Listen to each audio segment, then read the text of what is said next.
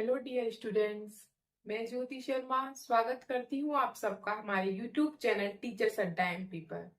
बेटा आज आपकी मैथ की क्लास होने वाली है 3.4। 3.4 में आज हम दूसरा क्वेश्चन करेंगे। पहला क्वेश्चन मैं आपको करा चुकी हूँ। उस वीडियो में मैंने आपको कुछ कंसेप्ट समझाए थे।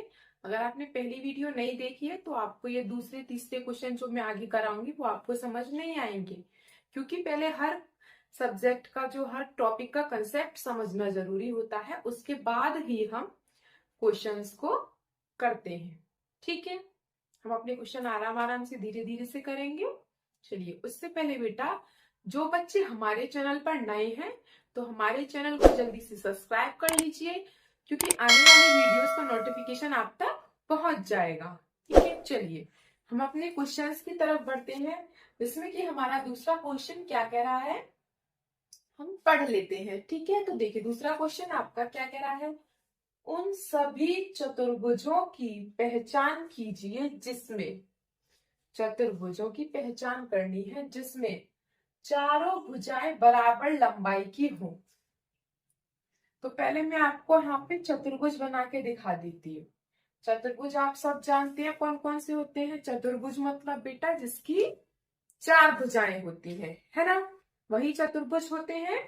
तो पहला चतुर्भुज क्या है हमारा, वर्ग, वर्ग, स्क्वायर। ठीक है, दूसरा चतुर्भुज क्या है हमारा, आयत, इसकी भी चार भुजाएं हैं, रेक्टेंगल। ठीक है, ये क्या है हमारा आयत। ठीक है, तीसरा चतुर्भुज क्या है हमारा, समचतुर्भुज, ये हमारा समचतुर्भुज, सम चतुर्भुज। फिर आता है हमारा समांतर चतुर्भुज, इस प्रकार से।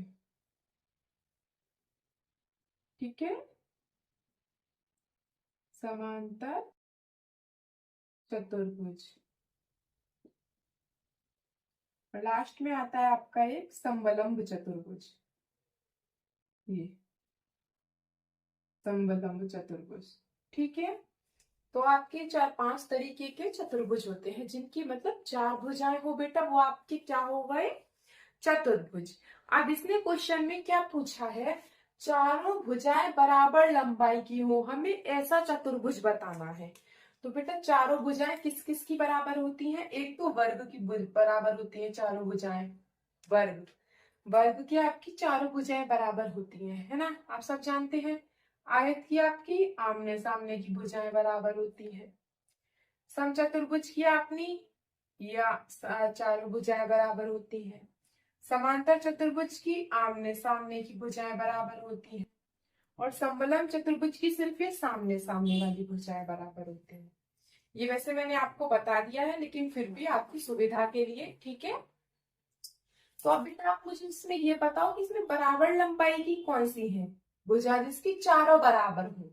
एक तो आपको वर्ग दिखाई दे रहा होगा, वर्ग, इसकी चारों भुजाएं बराबर है, वर्ग। ठीक है, दूसरा आपको ये समचतुर्भुज दिखाई दे रहा होगा, इसकी चारों भुजाएं बराबर है। ठीक है बेटा, समचतुर्भुज। ठीक है, आगे समझ में। चलो अब हम आगे देख लेते हैं दूसरा आपका क्या कह रहा है। दूसरा आपका कह रहा है चार कोण समकोण हो, चार कोण समकोण हो, मतलब कि जिसके पास चारों कोण आपके समकोण हो। समकोण आप सबको पता है, समकोण बेटा क्या होता है, 90 अंश का कोण, आपका 90 डिग्री का एंगल। ठीक है, और 90 डिग्री का एंगल किस किस में होता है ये मैं आपको शायद बता चुकी हूँ, नहीं बताया तो फिर भी। एक तो आपका वर्ग होता है, वर्ग में जो आपके चारों कोण है, जो आपके चारों एंगल हैं वो 90 डिग्री के बनते हैं, इस प्रकार से। ये क्या है बेटा, आपके चारों 90 डिग्री के हैं, ये भी 90 है, ये भी 90 है, ये भी 90 है, और एक ये भी 90 है। एक तो आपका वर्ग होता है, और दूसरा होता है इसमें आपका आयत। दूसरा क्या होता है बेटा इसमें आपका आयत। आयत के भी जो आपके कोण होंगे ना सारे, वो आपके कितने होंगे, 90 डिग्री के होंगे। ठीक है, तो आप क्या लिखेंगे इसमें, वर्ग और आयत, वर्ग और आयत। ऐसे तो आपके समचतुर्भुज और समांतर चतुर्भुज में भी हो सकते हैं 90 डिग्री के कोण, लेकिन इसमें क्या होता है, समचतुर्भुज में आपकी ये भुजाएं कभी भी बदल के दे सकता है क्वेश्चन में। वो अपनी अगर वो भुजाएं चेंज कर देगा आपकी, जैसे कि इसके आमने सामने की भुजाएं बराबर है और इसको वो अलग करके दे दे, या इसके कोण अलग कर दे खुद से, या इसकी लंबाई ये दोनों कुछ और दे दे, ये दोनों कुछ और दे दे, तो वहां आपका एंगल क्या होता है बेटा, चेंज हो जाता है। लेकिन वर्ग और आयत का कभी भी एंगल चेंज नहीं होता है। वर्ग और आयत हमेशा आपका 90 डिग्री ही रहेगा। ठीक है, इस बात को याद रखना, ये बात याद रखने वाली है। ठीक है, याद रखना, वर्ग और आयत का 90 डिग्री हो सकता है चारों तरफ, इन सब का हो भी सकता है और इन दोनों का, इसका तो है ही नहीं, इनका हो भी सकता है और नहीं भी, इसमें दोनों चांसेस है। ठीक है, लेकिन वर्ग और आयत में कोई चांस नहीं है। सिर्फ इनके जो कोण बनेंगे चारों कोणों पर, वो आपके कितने कितने के बनेंगे बेटा, 90 डिग्री के। ठीक है, अगर आपको इसका स्क्रीनशॉट लेना है तो आप ले सकते हैं। फिर हम लोग अगले क्वेश्चन पर चलते हैं। चलिए बेटा, अब हम अपना तीसरा क्वेश्चन कर लेते हैं। देखिए आपका तीसरा क्वेश्चन क्या कह रहा है, बताइए कैसे एक वर्ग, इसने क्या बोला है कि आपके पास एक वर्ग है, मैं एक वर्ग बना लेती हूँ। इसने बोला कि आपके पास एक वर्ग है, वर्ग जिसकी चारों भुजाएं बराबर होती है। ठीक है, तो वो वर्ग एक चतुर्भुज हो सकता है। हाँ भाई, हो सकता है चतुर्भुज। इसने पूछा है जो एक वर्ग है वो चतुर्भुज कैसे है। चतुर्भुज का मतलब क्या होता है बेटा, जिसकी चारों भुजाएं बराबर हो, बराबर नहीं मतलब जिसमें चार भुजाएं हो, जिसकी चार भुजाएं हो वो आपका चतुर्भुज है। चाहे उसकी भुजाएं बराबर हो या ना हो, उस बात से कोई मतलब नहीं है। जिसकी चार भुजाएं हो वो चतुर्भुज है, और चार भुजाएं तो वर्ग में भी है। तो बेटा आप इसको कैसे लिखेंगे, एक चतुर्भुज वर्ग में चार भुजाएं हैं, क्योंकि आप इसको कैसे लिखेंगे बेटा, चतुर्भुज क्यों है वर्ग, क्योंकि वर्ग में चार भुजाएं हैं। ठीक है, चलिए दूसरा आपका पूछ रहा है एक समांतर चतुर्भुज। बेटा समांतर चतुर्भुज कैसे है, समांतर चतुर्भुज क्या होता है, जिसकी आमने सामने की भुजाएं बराबर होती हैं। तो बेटा वो तो इसमें भी है, इसकी सम्मुख भुजाएं बराबर है। वैसे तो इसकी चारों बराबर है, लेकिन अगर आप देखें इसमें तो ये दोनों एक दूसरे को बराबर है और ये दोनों एक दूसरे के बराबर है ना। यही समांतर चतुर्भुज में होता है। तो आप इसमें क्या लिखेंगे, क्योंकि वर्ग की सम्मुख भुजाएं हैं, क्योंकि वर्ग में सम्मुख भुजाएं हैं। ठीक है, क्योंकि वर्ग की भुजाएं सम्मुख हैं। ठीक है बेटा, सम्मुख है। ठीक है, चलिए अब वो कह रहा है कि एक समचतुर्भुज कैसे है भाई वर्ग। अब बताओ समचतुर्भुज की भुजाएं कैसी होती हैं। समचतुर्भुज की चारों भुजाएं बराबर होती हैं।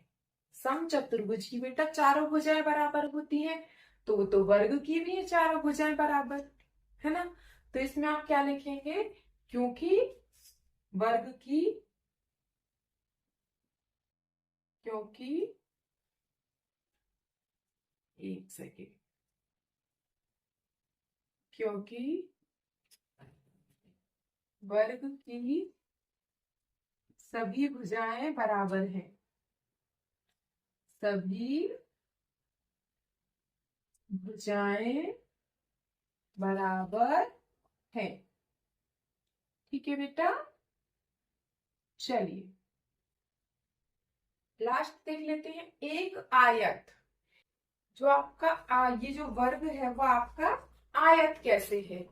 वही होगा, क्यों नहीं होगा, क्योंकि अभी मैंने आपको पहले क्वेश्चन में बताया था वर्ग और आयत दोनों में कैसे कोण होते हैं, समकोण। जब आयत में समकोण कोण है तो वर्ग में भी समकोण है। दोनों एक दूसरे को बराबर मानते हैं। ठीक है, चलिए तो इसको हम कैसे लिखेंगे, क्योंकि वर्ग में भी, क्योंकि वर्ग समकोण है, क्योंकि वर्ग के कोण, एंगल्स जो है वर्ग के वो कैसे है बेटा, समकोण है, 90 डिग्री के हैं, क्योंकि वर्ग के कोण समकोण है। ठीक है, आ गया समझ में। चलिए, किसी को स्क्रीनशॉट लेना है तो बेटा ले लीजिए, फिर आपको एक बार और अच्छे से समझा देते हैं। चलिए देखिए, अब सबको पता है ये वर्ग है, इतना तो सबको पता है। ठीक है, ये वर्ग है। अब इसमें क्या बोला है कि एक चतुर्भुज, चतुर्भुज कैसे होगा वर्ग, चतुर्भुज का मतलब क्या है बेटा, चतुर्भुज का मतलब है जिसकी चार भुजाएं हो, चाहे वो ऐसा हो, चाहे वो ऐसा हो, वो कैसा भी हो, चार भुजाएं हो। तो क्योंकि वर्ग में चार भुजाएं हैं इसलिए वो चतुर्भुज है। दूसरा, समांतर चतुर्भुज कैसे है भाई, समांतर चतुर्भुज आपका कैसे बनता है, ऐसे बनता है समांतर चतुर्भुज आपका, इस प्रकार से, ऐसे, जिसकी आमने सामने की भुजाएं बराबर हो।